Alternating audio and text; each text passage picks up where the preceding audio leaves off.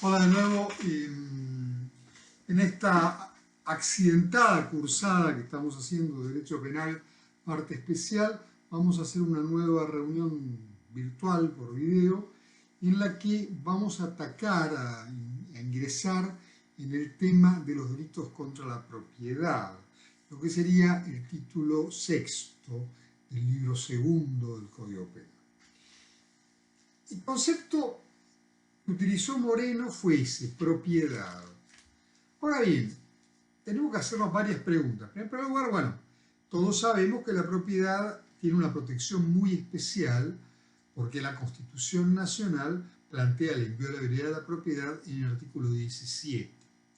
Ahora bien, sabemos que esa Constitución, que la protección constitucional, no solo se da contra lo que aquí está protegido como propiedad, sino también, por ejemplo, en la cosa juzgada, los derechos adquiridos. En consecuencia, abarca conceptos de propiedad más amplios que el del Código Penal, los del Código Penal. Pero también el Código Penal tiene un concepto de propiedad que es diferente, o por lo menos más amplio, que el del Código Civil, el Código Civil y Comercial actualmente. ¿Por qué? Pues nosotros sabemos que no es lo mismo propiedad de posesión. Por lo menos a esta altura del campeonato, en la carrera, lo tenemos que saber. Si no sabemos eso, estamos complicados. El derecho de propiedad que este título garantiza es mucho más amplio que el dominio. Es decir, abarca el dominio, abarca la posesión y abarca la mera tenencia también.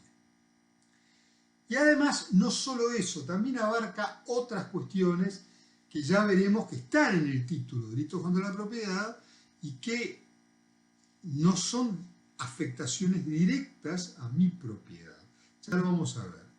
Entonces, lo primero que tenemos que decir es, el bien jurídico propiedad, determinado por este capítulo, es más amplio en el derecho penal que en el derecho civil el concepto de propiedad.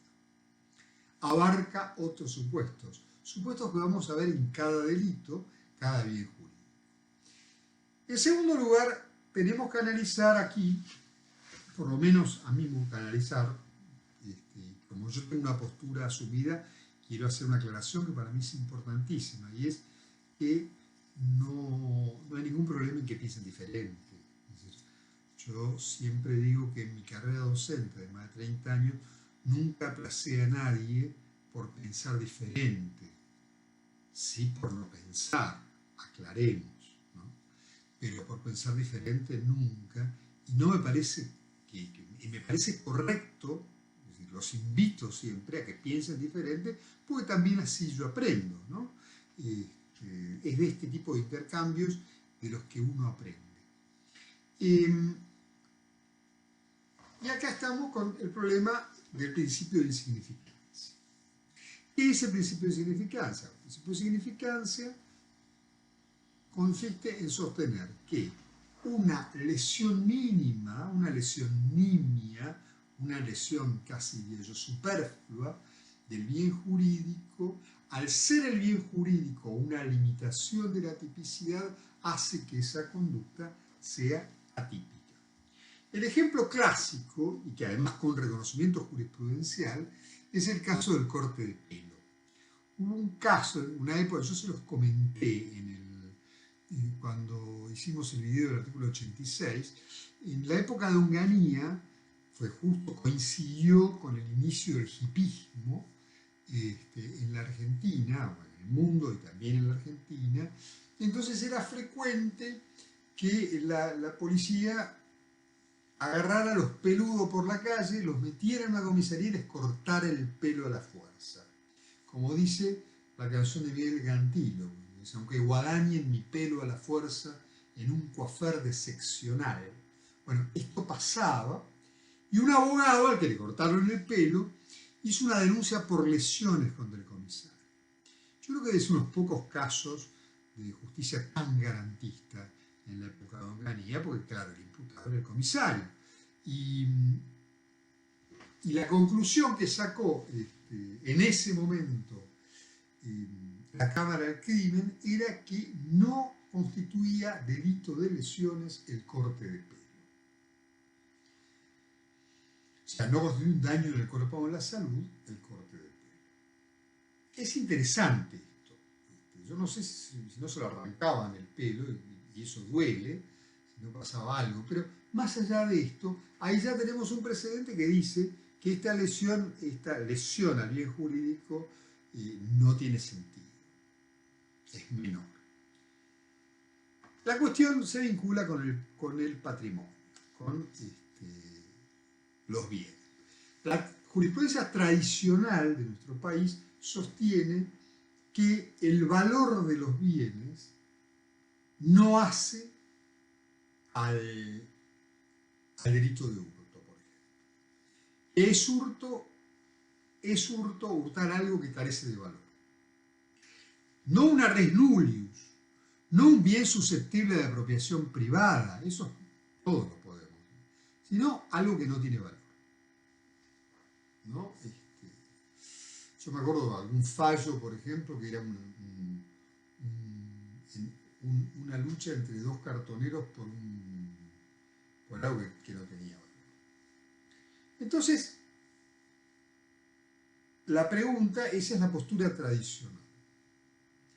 Pero para mí, esa postura tradicional no es coherente con el principio de unidad del derecho. ¿Por qué? Porque el patrimonio debe ser entendido, como lo entiende el Código Civil, como un atributo de la personalidad.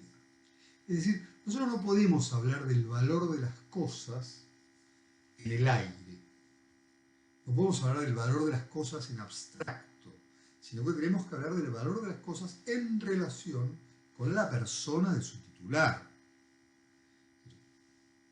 Vamos a poner un ejemplo. Un panadero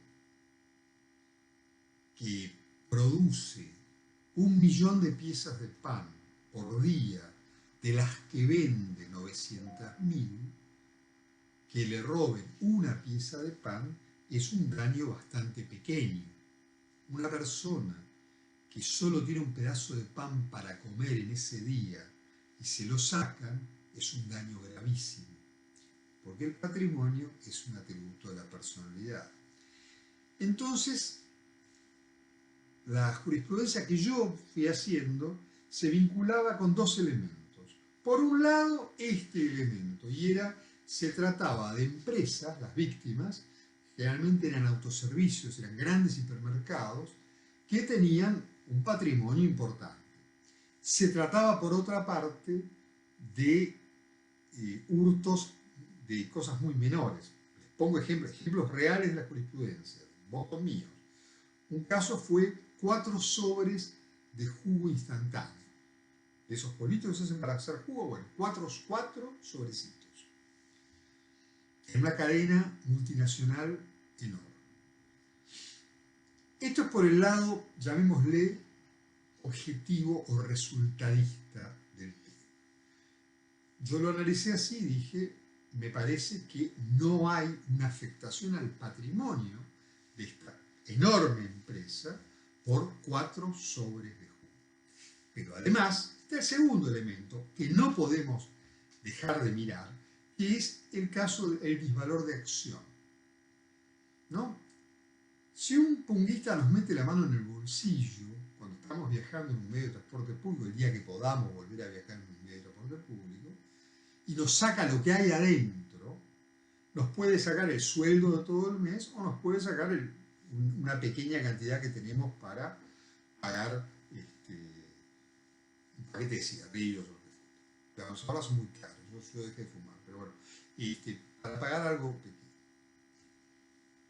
Allí el disvalor de acción está orientado a robar lo que pueda, poco, mucho, más o menos. Pero en los autoservicios no es así. En los autoservicios, el autor, en este caso, eligió llevarse 4 sobres de jugo, iba a decir la marca, bueno, la verdad, qué importancia tiene, de jugo Tang, 4 sobres de jugo Tang, no 4 cajas, 4 sobres de jugo Tang, cuando podría haberse llevado champán francés, caviar, cosas mucho más caras, que también están puestas en display y que podría haber elegido. Y él eligió, o sea, el indicador de acción de esa persona está orientado a una lesión mínima al bien jurídico. Por ello, yo he sostenido que estas conductas son atípicas, que estas conductas no son para el derecho penal. Quizás para otra rama del derecho sí, pero no son conductas merecedoras de cárcel, merecedoras de la sanción contra la libertad que da el derecho penal. Nosotros tenemos que tener en cuenta siempre que el derecho penal, la sanción, es la pérdida de la libertad. Entonces, ese es nuestro norte conceptual. Acá, esto es una cuestión que merece que esta persona sea encarcelada o no. Y este es el análisis que tenemos que hacer. Quizás podemos decir que hay otras ramas del derecho que sí puedan servir, tal vez esto se resuelva por otra vía. Pues bien, bienvenido sea. El universo de los delitos contra la propiedad es enorme. Vamos a tratar de intentar hacer una clasificación de todos los capítulos que integran este título para ver qué tienen en común y qué no. Bueno, el primer capítulo que vamos a mirar es aquel donde tenemos que una cosa pasa de un patrimonio a otro. Es decir, lo que era de Juan deja de ser de Juan y pasa a ser de Pedro. Este es un primer universo. Y ese primer universo lo vamos a ir dividiendo y justamente lo vamos a dividir por el modo en que la cosa pasa del patrimonio de Juan al de Pedro, porque la cosa se traslada de patrimonio. La primera forma que vamos a encontrar es que la cosa se traslada del patrimonio de Juan al de Pedro contra la voluntad de Juan. Juan no quiere, a veces ni siquiera sabe, no quiere. Y entonces, ese contra la voluntad es, o sea, no es entrega de la cosa, sino que le sacan la cosa. Pedro le saca la cosa a Juan. Es el universo de los hurtos y robos.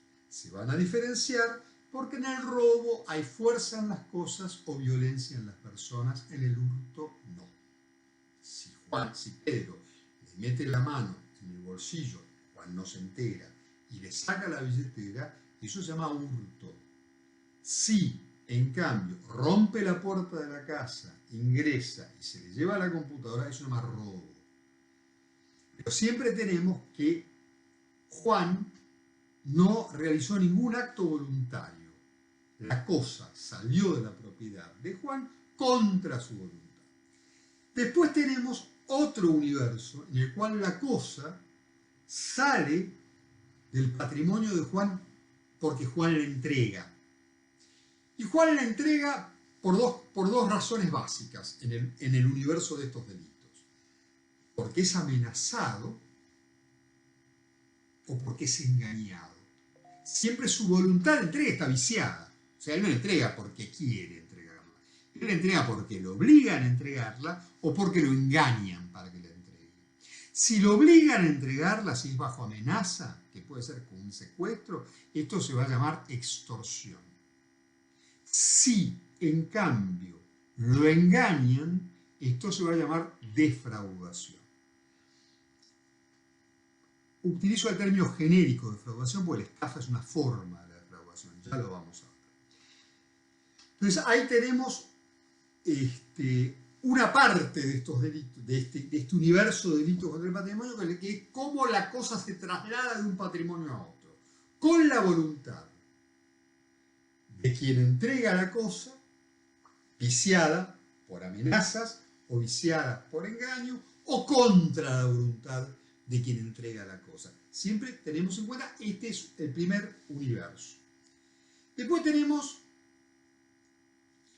otro universo no menos importante, y es cuando hay un aprovechamiento de la persona y en ese aprovechamiento se le cobra por un préstamo un interés superior al interés que debería cobrarse. Esto es una usura. Esta es otra parte de estos delitos.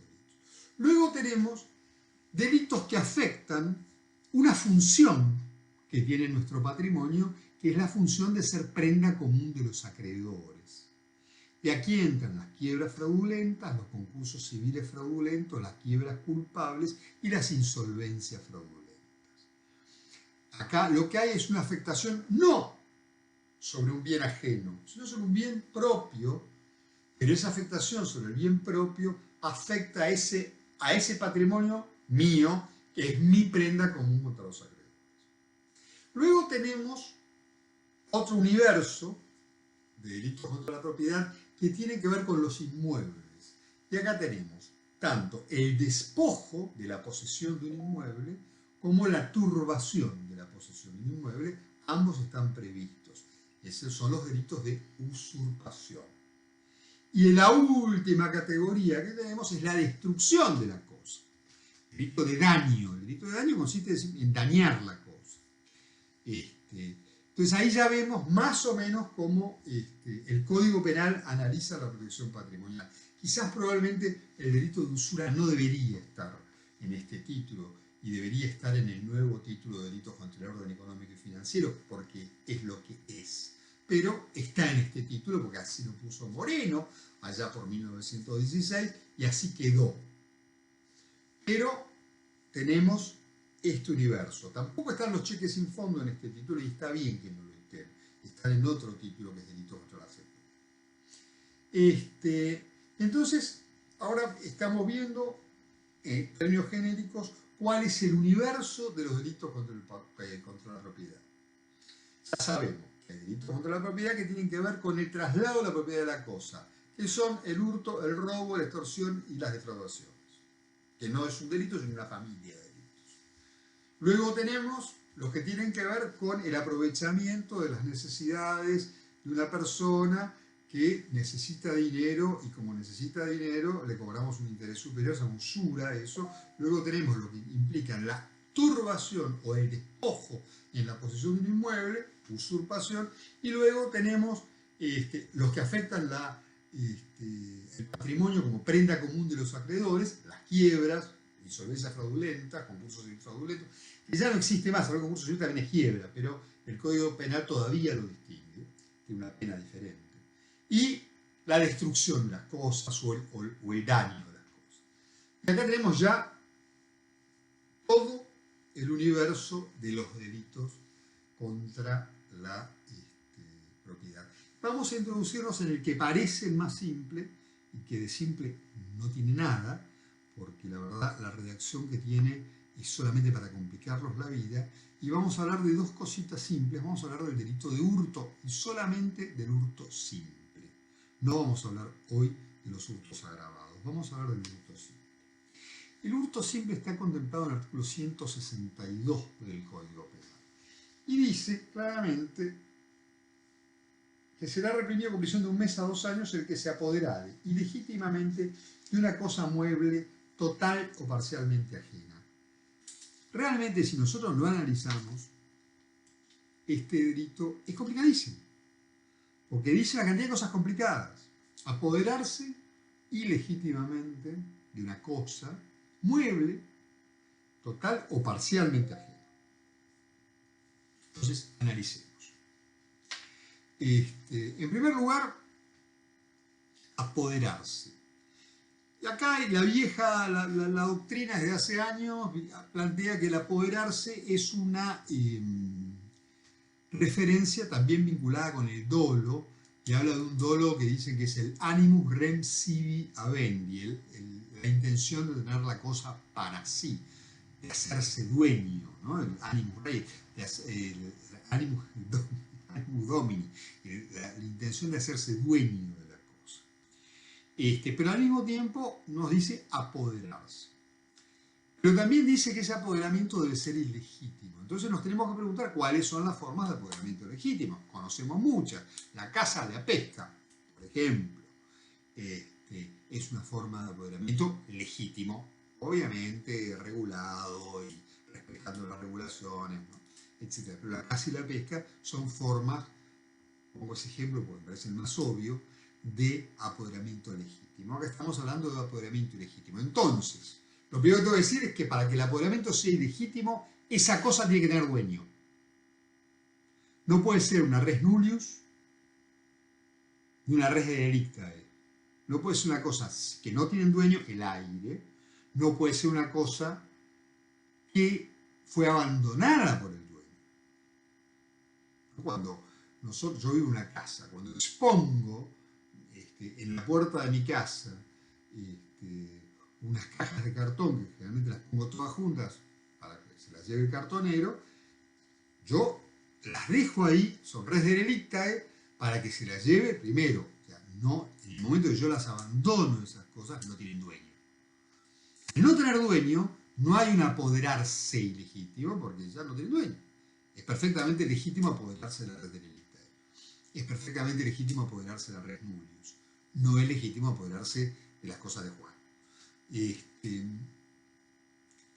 Pero también hay forma legítima de apoderarse de las cosas de Juan. Se las podemos comprar. Juan nos las puede regalar.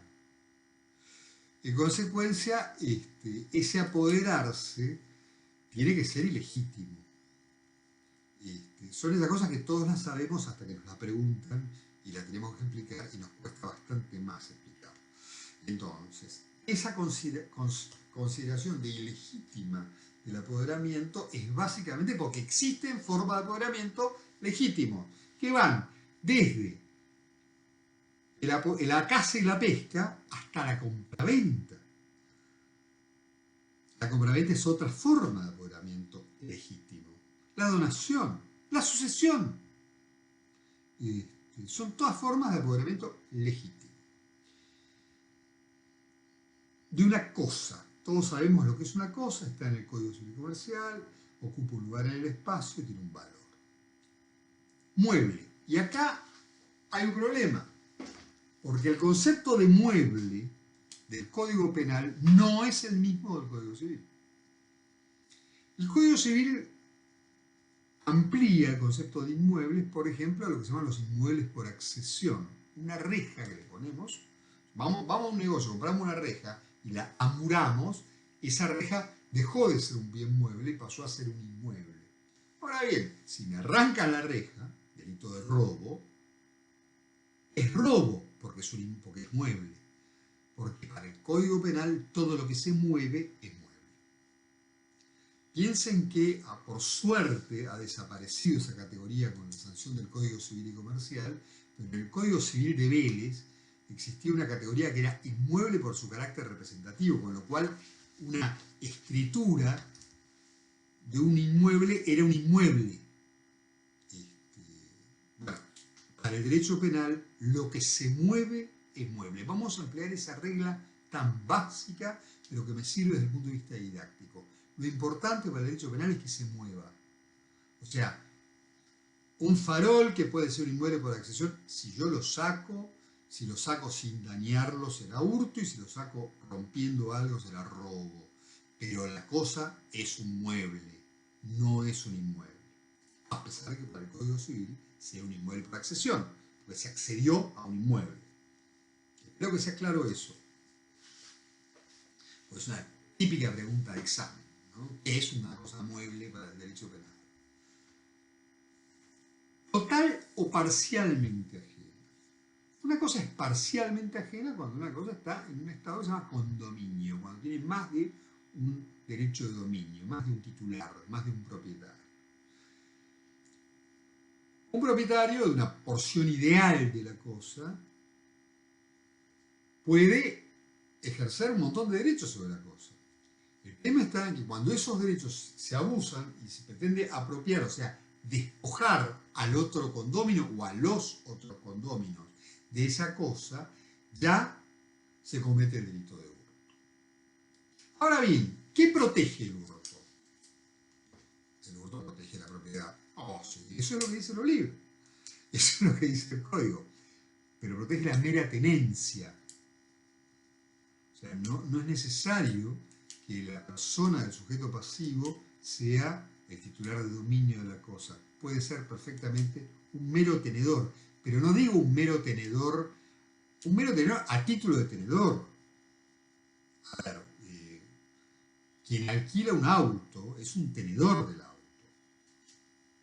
Ni siquiera tiene la posesión del auto, tiene la mera tenencia del auto. Y no es la tenencia del cadete que lleva la cosa, que uno podría decir que es una tenencia delegada. No. Esta es una tenencia contractual. Yo contraté y alquilé una. Bueno, es el que alquiló el auto, o la bicicleta, o la tabla de surf, o lo que sea, que alquiló, siempre y cuando sea un mueble, o se mueva, puede ser el delito, puede ser constituir el delito de hurto.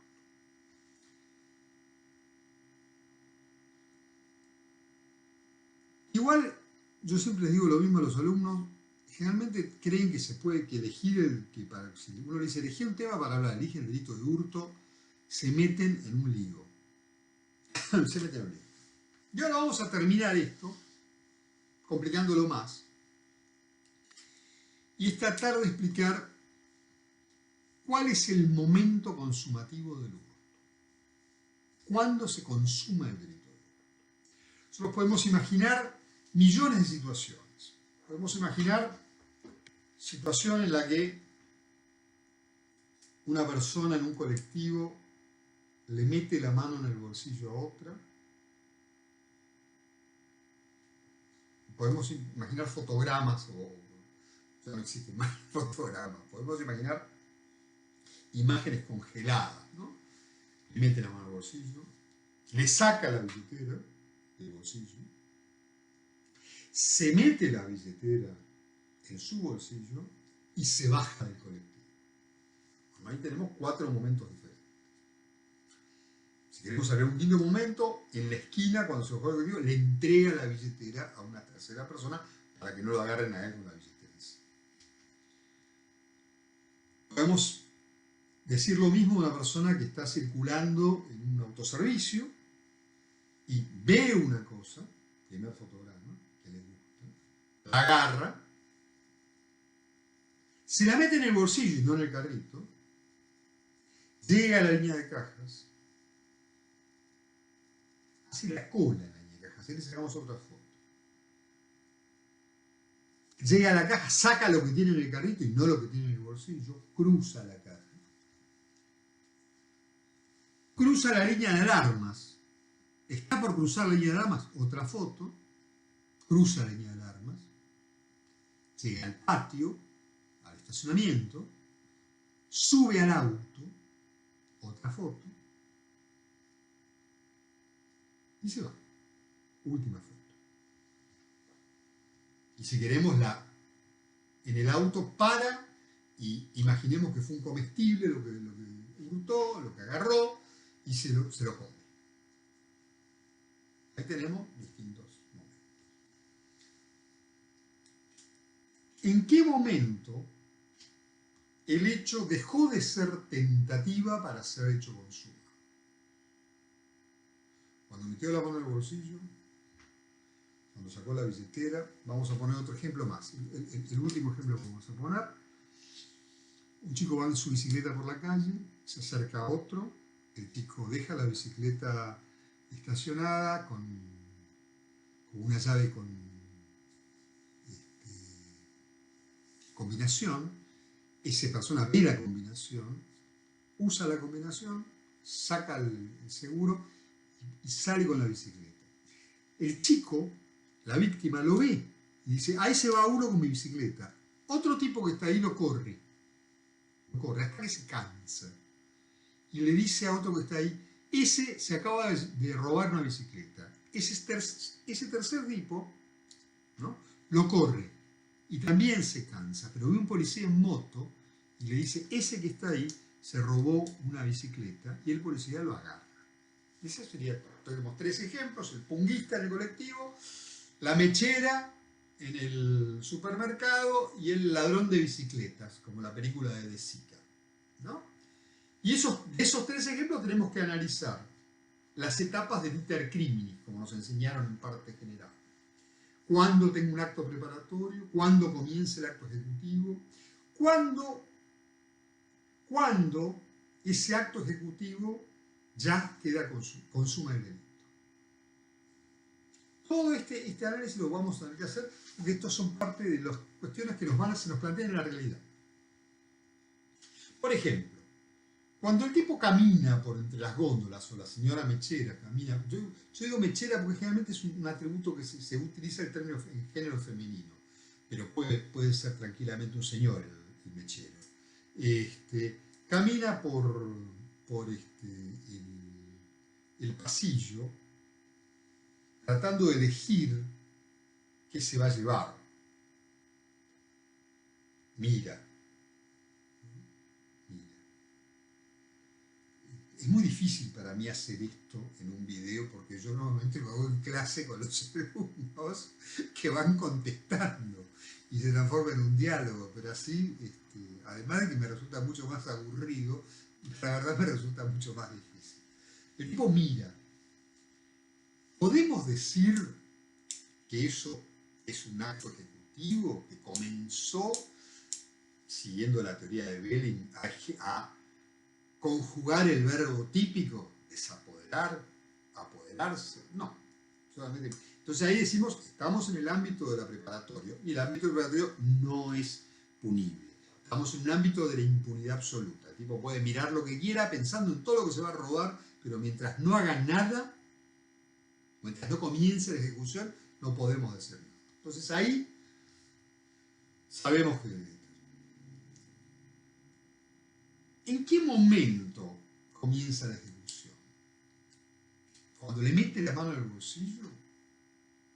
¿Cuando agarra el objeto en la góndola? ¿Cuando saca la combinación de la cadena que sostiene la bicicleta? ¿En qué momento? En esos tres momentos ya podemos decir que hay actos de ejecución. ¿Por qué? Cuando un acto es ejecutivo, siguiendo la teoría, la subjetiva material, lo formal objetivo, vamos a decir que un acto es ejecutivo cuando es idóneo, o sea, es idóneo para lesionar el bien jurídico. Pero además de idóneo, tiene que ser inequívoco. O sea, yo no me puedo confundir, no puedo pensar que quiere hacer otra cosa. Podemos hacer muchos chistes con la mano en el bolsillo, pero la mano en el bolsillo es inequívoca, está destinada a lesionar el bien jurídico de propiedad. Y es idónea. También lo es el desarmar. Podemos discutir el agarrar la cosa en el supermercado, pero sin duda alguna, ese agarrar la cosa en el supermercado es idóneo para lesionar la propiedad y también es inequívoco. Tipo, agarra la cosa. Entonces ahí tenemos que claramente tenemos un comienzo de ejecución. Ahora bien, de esas películas que hemos hecho, de esas distintas fotos que fuimos sacando, ¿cuándo podemos decir que el hecho está consumado, que está terminado? Y acá hay 4 teorías muy viejas que las vamos a ir trasladando a los distintos momentos que estamos hablando. La primera teoría, las teorías tienen nombres en latín. La primera teoría es la de la aprehensió rei. La aprehensió rei es el agarrar la cosa. Agarrar la cosa, en realidad, en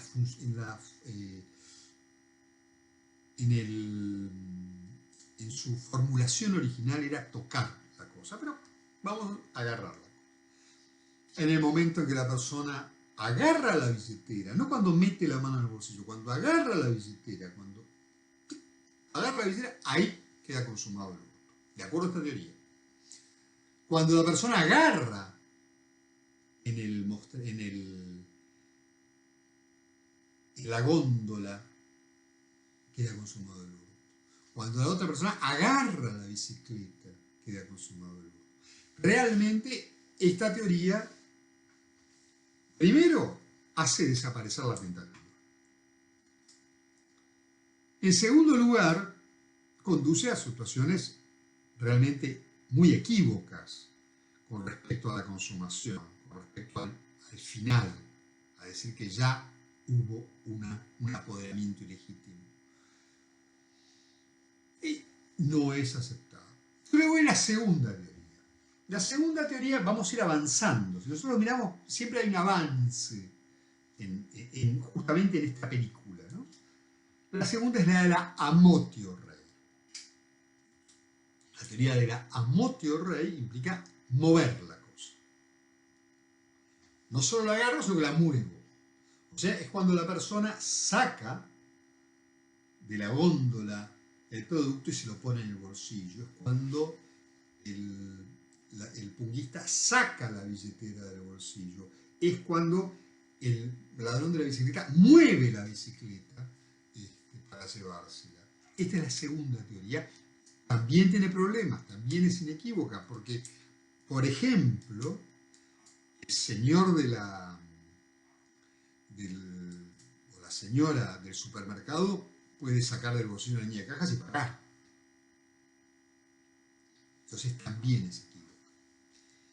Entonces también la jurisprudencia la ha desechado. Luego viene la tercera y la cuarta. Yo voy a dar la tercera brevemente y luego voy a dar la cuarta y luego vamos a retomar un poquito sobre la tercera. La tercera habla de ablatio rei y ablatio implica la ablación, implica el corte de la cosa, la separación de la cosa. ¿De qué se separa la cosa? La cosa se separa de lo que se llama la esfera de custodia del titular. La esfera de custodia del titular es ese ámbito donde el dueño ejerce su señorío sobre la cosa, ejerce su titularidad, su condición de dueño de la cosa. ¿Es un lugar físico? No. No es un lugar físico, es un lugar lógico. Ya veremos, voy a poner ejemplos que vamos a tratar de entenderlo. Esta es la tercera teoría que dice que cuando la cosa sale de la esfera de custodia de su titular, ahí entendemos que queda consumado el hurto. No es cuando le saca la billetera del bolsillo. No sé si es cuando se mete la billetera en el bolsillo. Eso lo tenemos que pensar. No sé si es cuando pasa la línea de cajas o cuando pasa la línea de cajas está claro que el hombre ha manifestado su voluntad de no pagar la cosa. Eso me queda muy claro a mí. Pero el problema está en que la tentativa no termina por desistir. Puede terminar porque te agarran, porque impide contra tu voluntad a alguien la consumación del delito. Entonces, bueno, la pregunta es qué pasa con la línea de alarmas, ¿no? ¿Y qué pasa con todavía el estacionamiento? Bueno. Y la última teoría, la más simple de todas, es la teoría de la illatio rei, que es cuando el ladrón, cuando la persona que se ha apoderado de la cosa, tiene la capacidad potencial de disponer de la cosa. No es cuando efectivamente dispone de la cosa, es cuando tiene la capacidad potencial de disponer de la cosa. Esta última teoría ya no admite discusión. Todos tenemos que decir, sí, ahí el hurto está consumado, el robo también, de acá a la China. De hecho, hay un viejo fallo de la Cámara del año 89 que adopta esta teoría que dice: el desapoderamiento en el preciso instante que el ladrón tiene la posibilidad física de disponer del objeto. Una vez transcurrido ese momento, el delito está irrevocablemente consumado, aunque en realidad el ladrón no haya dispuesto o haya sido impedido de hacerlo por su ulterior detención con secuestro de las cosas, que es lo que ocurrió en el caso. Luego el desapoderamiento, si pudo disponer, aunque sea por un breve lapso, está consumado. Este es el caso extremo, pero yo creo que la tercera también es válida. Cuando la cosa salió de la esfera de custodia, ya está consumado. Pero vamos a la cuarta. La cuarta no queda duda. Al ejemplo que yo puse, vamos a revisarlo. En la bicicleta, para mí, no sé si tuvo posibilidad de disponer. Por ahí en todo el trayecto se la pudo dar a otros, pero siempre estuvo siendo vigilado. Y esto lo vamos a ver también cuando tratemos de explicar la tercera. Pero queda claro que cuando la persona que se llevó del supermercado un producto se lo come en el auto, está disponiendo. Que cuando el punguista se baja del colectivo y le entrega la billetera a un tercero, está disponiendo. Ahí, para esta teoría, están todos consumados. Y está bien, están todos consumados. Yo creo que están consumados en un momento anterior también. ¿Por qué están consumados en un momento anterior? Porque cuando sale, la cosa puede salir de la esfera de custodia sin salir de la casa. Imaginemos a alguien que trabaja en tu casa, quiere robar algo y ¿qué hace? Lo esconde. Dentro de la casa lo esconde. Esperando que vos te olvides.